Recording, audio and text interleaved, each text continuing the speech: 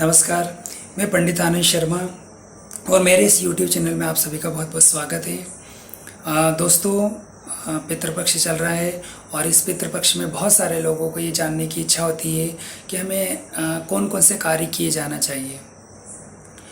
तो इस वीडियो को अंत तक देखें तो निश्चित तौर पर आपको लाभ मिलेगा। पितृपक्ष में बहुत सारे कार्य हैं जो हमको अपने पितरों के निमित्त किए जाना चाहिए और जब ये सारे कार्य जो अभी मैं बताऊंगा आपको, जब हम ये सारे कार्य करते हैं तो निश्चित तौर पर हमारे पितृ प्रसन्न होते हैं और वो प्रसन्न होकर हमको सुख, समृद्धि, धन, धान्य, वैभव, पुत्र, इन सभी का आशीर्वाद प्रदान करते हैं। तो आइए हम जानते हैं कि हम इस पितृपक्ष में क्या क्या कार्य हमें करना चाहिए और क्या क्या हम कर सकते हैं। तो पहला तो जो कार्य होता है वो तर्पण का होता है। तर्पण निश्चित तौर पर आप किसी वेद पाठी ब्राह्मण के द्वारा ही करवा सकते हैं यदि आपको मिल जाता है, परंतु चिंता की बात नहीं है। यदि आपको ब्राह्मण ऐसे नहीं मिल पाते हैं तो आप खुद भी जलांजलि दे सकते हैं, खुद भी जल पितरों के निमित्त प्रदान कर सकते हैं।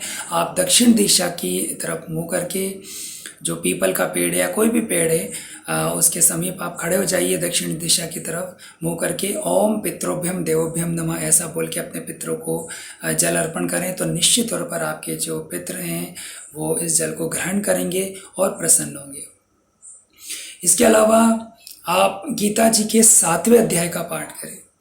वैसे तो गीता को मोक्षदायिनी कहा जाता है, जो मोक्ष प्रदान करने वाली हैं, और गीता के जब हम 7वें अध्याय का पूरी गीता का ही पाठ करना चाहिए, परंतु 7वें अध्याय का ही पाठ करें तो आपके जो पितर हैं वो प्रसन्न होंगे और उनको मोक्ष प्राप्त होगा।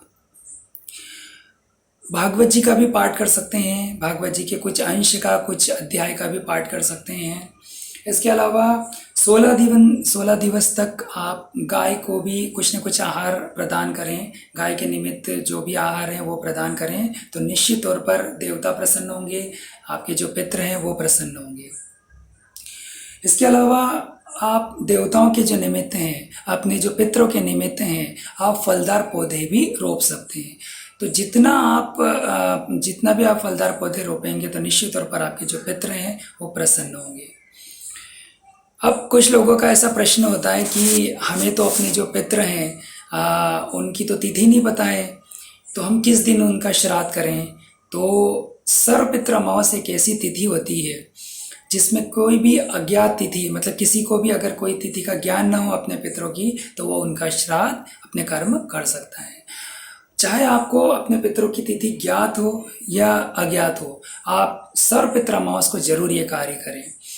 अगर आपने पूर्व में श्राद्ध कर चुके हैं बाकी तिथियों को, तो भी आप सर्वपितृ अमावस्या को आप घर के अंदर होम कर सकते हैं, उनके पितरों के निमित्त यज्ञ हवन कर सकते हैं, और जैसे मैंने अभी पूर्व में बताया कि जलांजलि दे सकते हैं, गीता जी के 7वें अध्याय का पाठ कर सकते हैं। तो निश्चित तौर पर जो पितर हैं वो प्रसन्न होंगे। धन्यवाद।